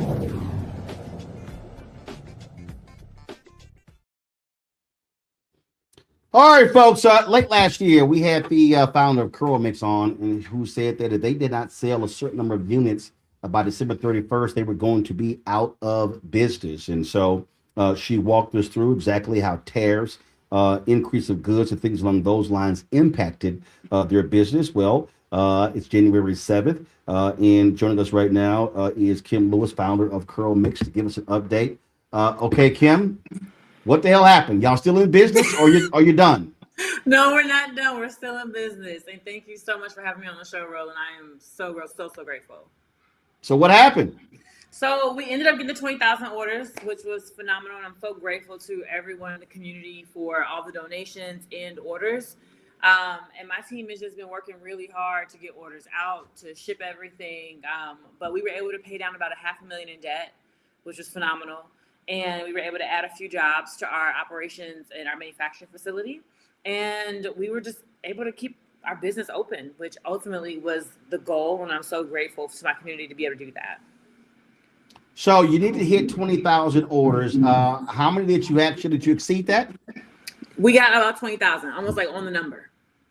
Wow. So it was, I take it every day. You were like watching. Okay, let's see. Come on. Like y'all, come on. Let's hit this number. I have a ticker in my house that counts every day. So I can see when the order's going up, and I'm like, "Look, today is slow. We gotta get on live. We gotta send an email. We gotta send a text message." Or some days it's like every second I'm like, "Ooh, like what's popping? You know, what press went out? What ad is doing well?" So yes, we were counting down to the last day for sure. Okay, so what's next? Here we go. You got the 20,000. We're in 2026. What's next? Right now, I'm focusing on building CurlMix. And so you'll see more come out about that. I realize that our special sauce is building in public. You know, it's always a kind of a fight internally to do it. You know, for those of my team members who are more conservative, they never really want to talk about like the numbers publicly. And my investors are like, we don't want to share things. But then my crowd wants to know updates, you know. what's happening, what's going on in the business. And every time we've done something public with the business, it's been successful. From Shark Tank to crowdfunding the first time, crowdfunding the second time, and then protect CurlMix. And I'm like, that's our secret sauce. Why don't we just go all in and build in public? And so I'm going to be bringing our customers along as we build in public throughout the year. Where we that's challenges. Sorry, go ahead. Yeah, listen, I have said to numerous people that very issue. I talk about what we do here, and I was having a conversation with several individuals, and I said you have to be transparent. I said you have to be letting people know this is where we are. This is what we're doing. And I'm going to have probably tomorrow. I'm going to be, there was somebody who was supposed to build our new sprinter, and it was a Black-owned company. This person did not. We sued them. We just got the default judgment. I'm going to give the details tomorrow. And so when there's a piece of equipment and we're trying to do something, I'm like, y'all, this is what this stuff costs, because we're in a moment now. And I was having this conversation with a sister who's had a business for more than 20 years. And I keep saying, we got to understand, when we say it's just us, ain't no cavalry coming for us. We see how they are attacking contracts. We see how they're attacking DEI. We see how they are going after everything. They want to defund Black America. And so this is where we have to look inward and really build. And that means being very transparent, open with the public. Let them know that, hey, if y'all want this stuff to continue, this is what you're going to have to do. No one is coming to save us. No one. And you're so right. And what we've learned, though, is that we can save ourselves. It is possible. And I think building in public is going to allow people to just be bought in and really feel like we're being honest, because I think that sometimes people think we're hiding things, and that's never the intention. It's always with the intention to protect the business. But I think you can protect the business and still be transparent at the same time. Maybe, in fact, protecting the business is being transparent, So that is my focus for 2026, building CurlMix. All right, then. Well, congratulations. Glad you hit it on the number. It's still in business. For folks who want to check your product out, what site did they go to? CurlMix.com. We sold out of a lot of things. The only thing available to buy is our 10 for 10. So which is basically 10 products for $10 each. We are still getting out the orders from December.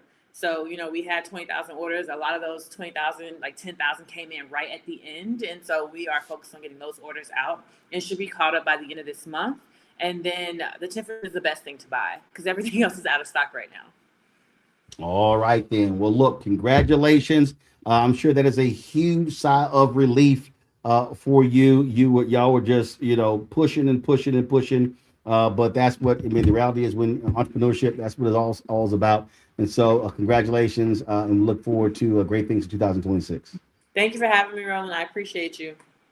All right, folks, going to a quick break, coming right back. Headlines with Brittany Noble. Back in a moment.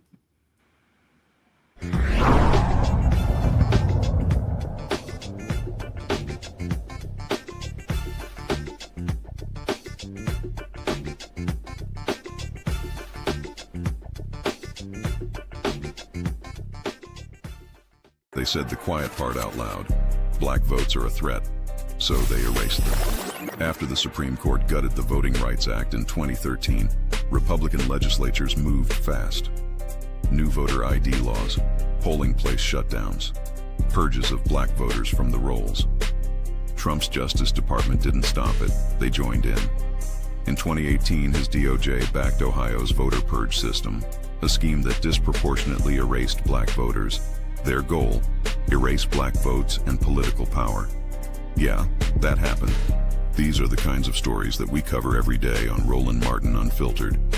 Subscribe on YouTube and download the Black Star Network app. Support fact-based independent journalism that centers African Americans and the issues that matter to our community.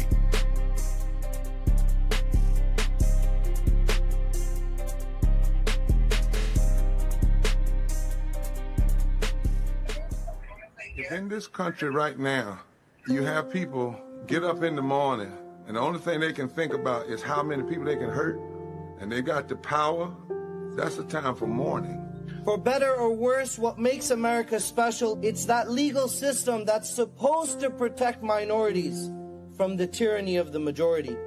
We are at a point of a moral emergency. We must raise a voice of outrage. We must raise a voice of compassion. And we must raise a voice of unity. We are not in a crisis of party versus party. We are in a crisis of civilization, a human rights crisis, and a crisis of democracy itself. And guess what? You've been chosen to make sure that those that would destroy, those that would hate, don't have the final say, and they don't ultimately win.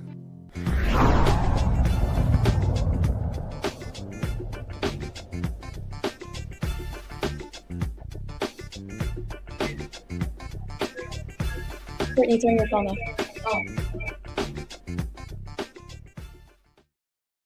All right, folks, time for Black Star Network headlines with Brittany Noble. Roland, the trial of a former Uvalde, Texas school police officer accused of failing to act during the 2022 Robb Elementary shooting resumes on Thursday. Adrian Gonzalez has pleaded not guilty to 29 counts of child abandonment and endangerment stemming from the massacre that left 21 people dead. Prosecutors say a key witness has changed her testimony, now placing the shooter closer to Gonzalez than she did in statements given to a Texas Ranger during the original 2022 investigation. Now, if convicted, Gonzalez could face up to 2 years in prison. A legal showdown is unfolding between a major U.S. county and the federal government over millions in COVID-19 public health funding. Dallas County has filed a federal lawsuit against the Trump administration's health department and the Centers for Disease Control and Prevention, accusing federal officials of unlawfully reclaiming $70 million in pandemic relief funds. County leaders say the case highlights a broader conflict between local governments and Washington over just how much discretion states and counties have in using public health money approved during the pandemic. Wells Fargo in Dallas, Texas is denying a grandmother's $15,000 fraud claim. 83-year-old Billy Young wrote a check in August of 2024 to pay off her car loan. But she learned that someone had altered the payee's name on the check and had cashed it. After disputing the claim, Wells Fargo refused to reimburse her the stolen check. More than a year later, the case remains unsolved. The bank notified her in May that she had missed a 30-day deadline to file a claim. Her granddaughter filed a police report and an appeal on her behalf with the bank. Wells Fargo says that it is now reviewing the case. Young did close her account after banking with Wells Fargo for 30 years. The Texas American Federation of Teachers has filed a federal lawsuit against the Texas Education Agency and its commissioner. It comes after an investigation of teachers' social media posts following the assassination of conservative activist Charlie Kirk. The lawsuit claims that the investigations were unlawful and that the TEA's actions violated educators' free speech rights. The AFT argues that the TEA's policy directed school districts to report reprehensible and inappropriate content on social media, leading to disciplinary actions against teachers. The lawsuit seeks a court order blocking the investigations and requiring the TEA to retract its policy. Also, a Black Virginia couple is suing Buffalo Wild Wings after claiming their receipt had a racial slur on it. Get this, Mark and Natasha Lamone say that they were dining in at the Woodbridge restaurant. Then they asked for a check, and that's when they noticed the word NIGS on their items. The word had been printed on both the bag and the order receipt. The couple is accusing the restaurant of inflicting intentional emotional distress, and now they're seeking $5 million. Roland, back to you. All right, Brittany, we appreciate it. Thanks a lot. Well, guess what, folks? The other day, Republicans in Kansas said, sorry, y'all. Redistricting ain't going to be happening. We can't gerrymander seats here. Well, guess what? In Kentucky, this news as well. There's one Democratic representative in Kentucky. A Republican leader there told the White House, nope, ain't going to happen either. So that's another issue that they have. Joe, these Republicans, they already ticked off because Indiana Republicans voted it down. Now Kansas and Kentucky. So their whole plan to gerrymander the map is blown up in their face, and they really screwed up because the actions that Democrats took in California and other places as well. And so it did not get them the results that they wanted. I don't know. Okay, good. I'm on. No, it didn't get them the results that they want. I mean, I've long said this on this show and other places. There's only so much you can do and so much you can push. And then sometimes people say, we've had enough. They've clearly heard from their constituents at home that they don't want this. And I think some of them genuinely are concerned about the nation. I know we kind of poo-poo conversations about democracy, but they're seeing that for every action, there is a reaction. And Democrats can do just what they do. So if that's not the country that they want, it has to stop somewhere. And they're saying, you know what, in Kansas, Kentucky, it's stopping here. The buck stops here. And some of them are doing a great peril to themselves. There are some Republicans who will be primaried and who will not be reelected because of the decision they've made, and yet they're doing it anyway. And it goes to show there are some limits to Donald Trump's power, although sometimes it feels insurmountable. You got to keep fighting.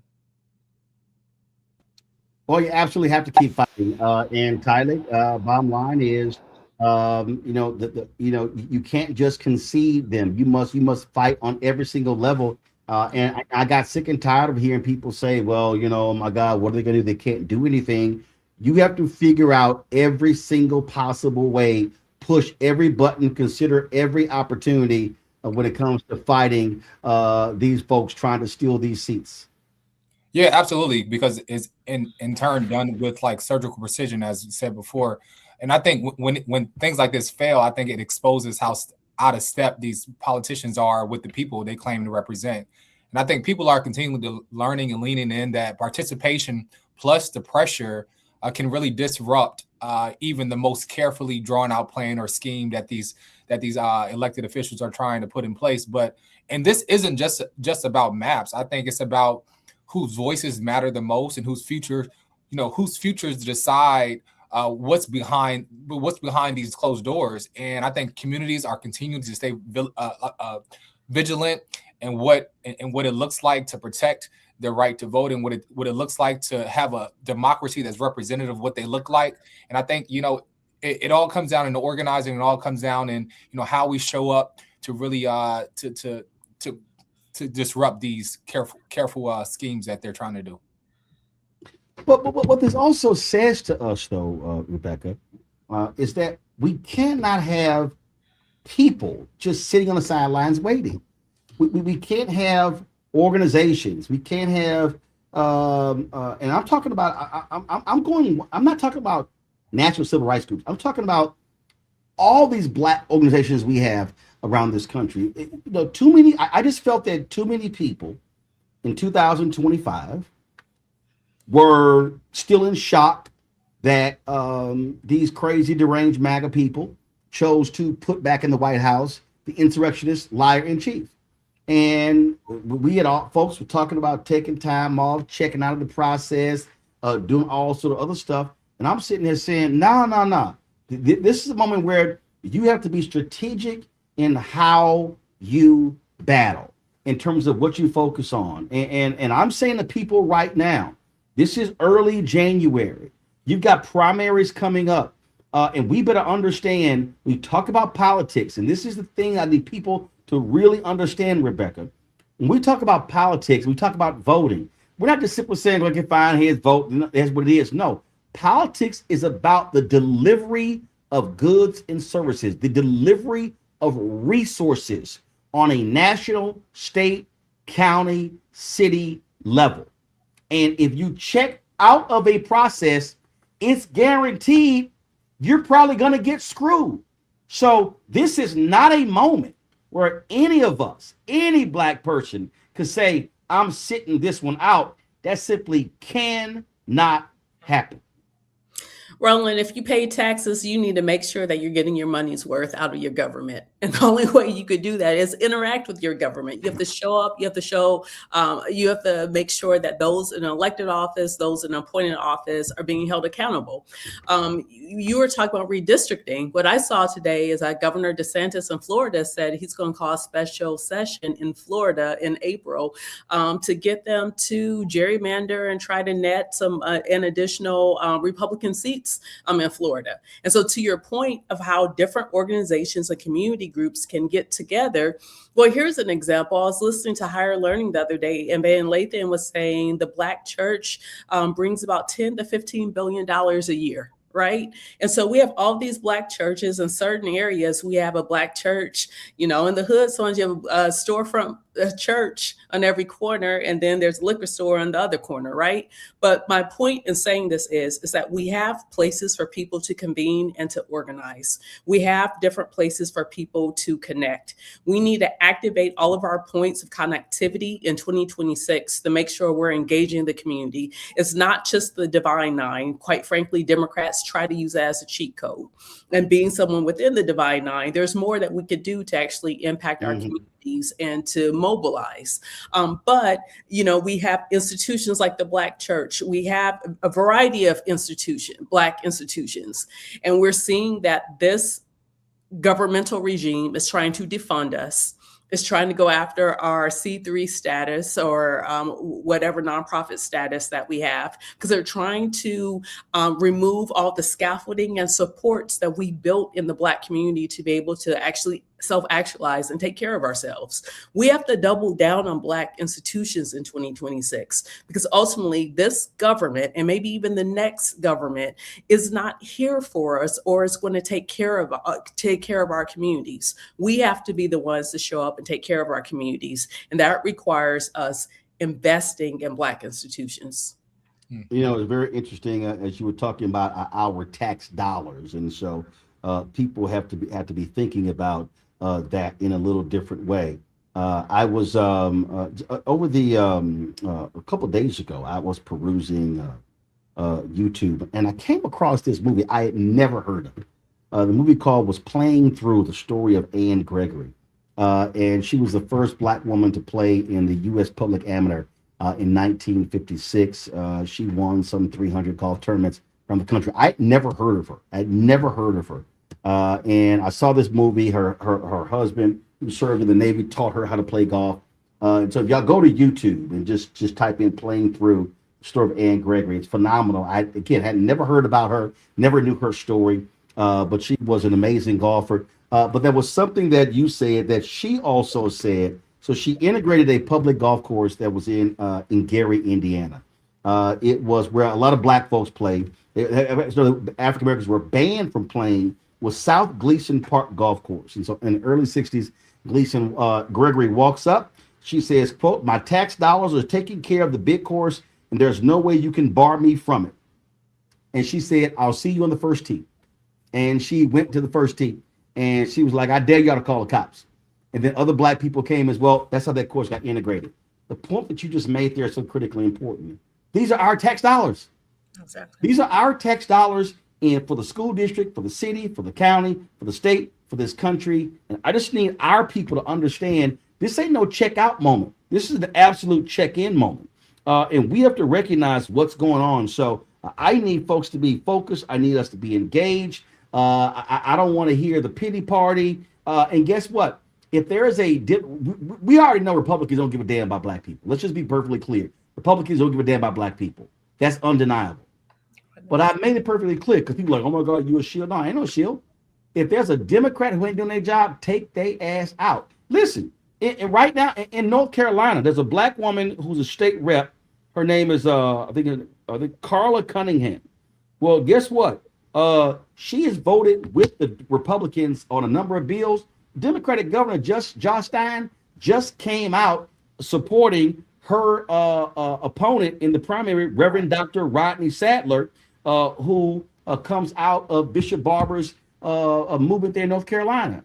So guess what? I'm very clear. If there are people who are not doing their job, take their ass out. I ain't got no problem with that. I'm down with that 100%. Before I go, got some sad news right before I came on the show. And that is Deborah Owens. She used to host a show called Wealthy You here on the Black Star Network, passed away after a battle with cancer. Pull the audio up.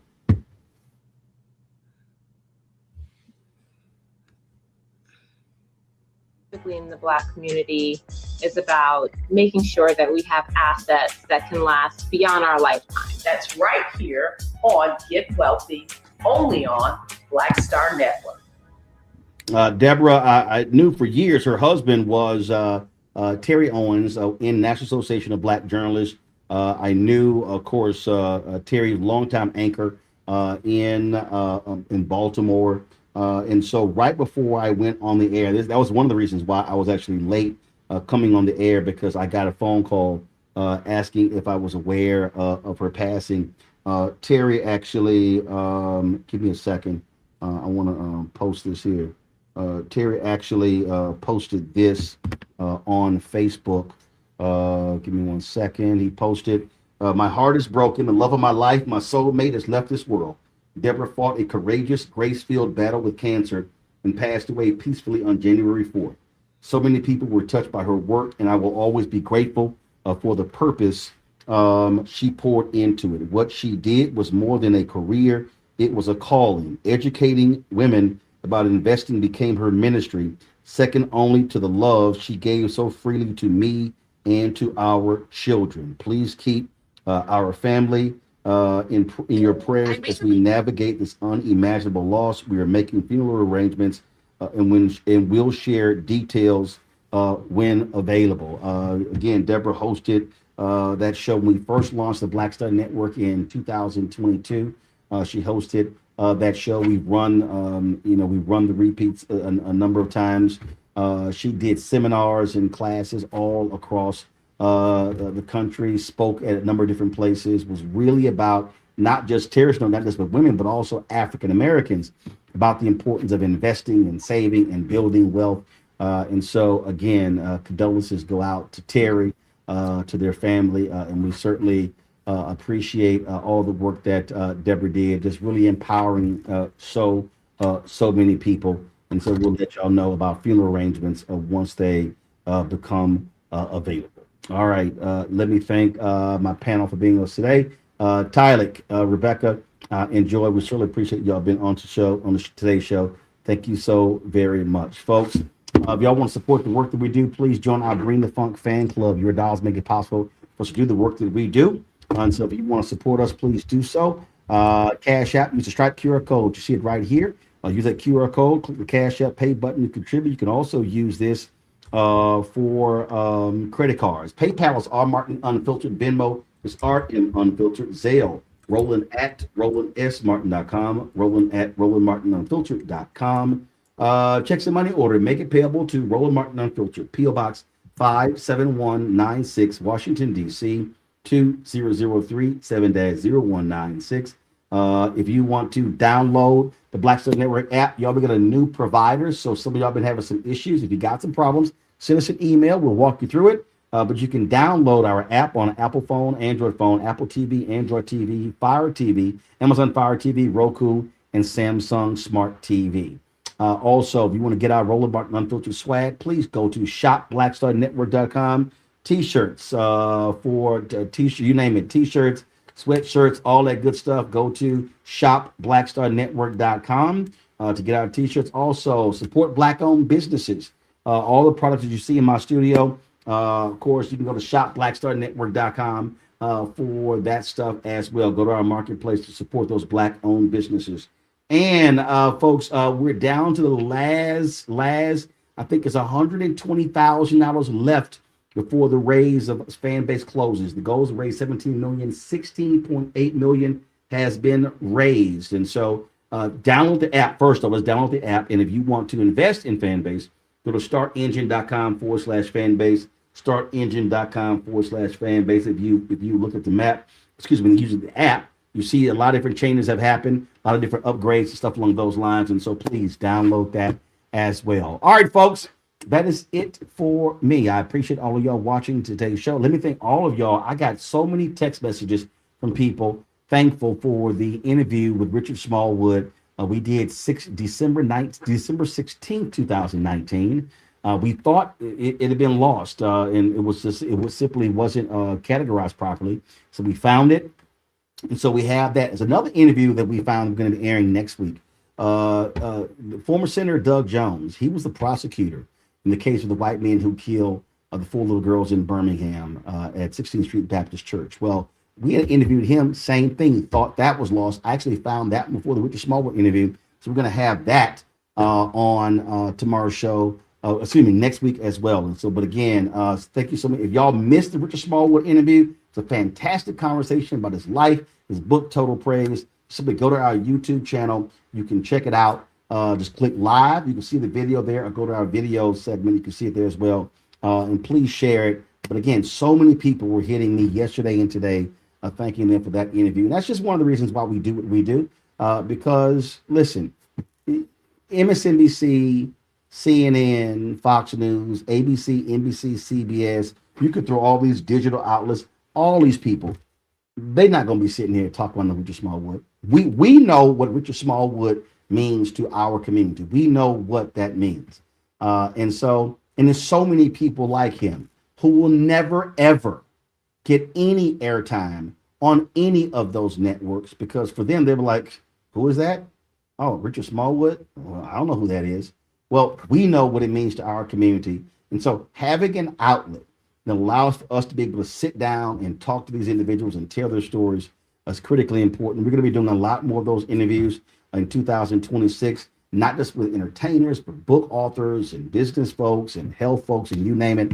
And so that's why your support is so important for the work that we do. We've hired, new staffers. We've got a lot of work done. If y'all go to blackstarnetwork.com, you'll see how we have been taking a lot of these stories these interviews that we do on the show, turning them into written pieces on the website, moving a lot faster, getting those videos up. So when you share them is important.